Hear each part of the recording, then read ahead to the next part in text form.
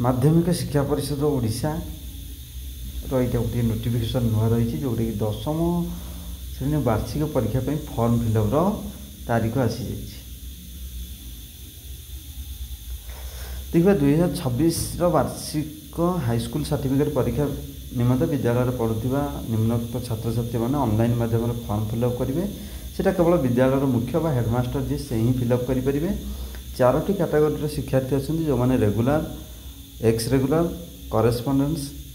जो गोटे रेगुलर आउ एक्स रेगुलर क ख जो विद्यार्थी मैंने अच्छा से माने विद्यालय मुख्य द्वारा ऑनलाइन माध्यम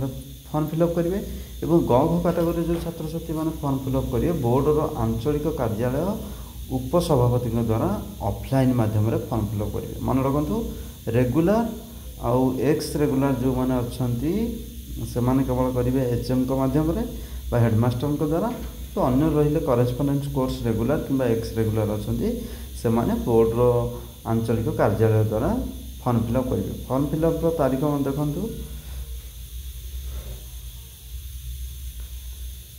8/11/2025 8 नवेम्बर 2025 ठार आरंभ हो 22 नवेम्बर 2025 पर्यंत चलो जो 11:45 राति पर्यंत लिंकटा आवेलेबल रहा फॉर्म फिलअप करेंगे ना। फॉर्म फिलअप निम्त ऑनलाइन लिंक और निर्देशावली step by step instruction BSC Odisha website उपलब्ध अच्छी देखा तार कौन रही स्टेप बाय स्टेप इंस्ट्रक्शन।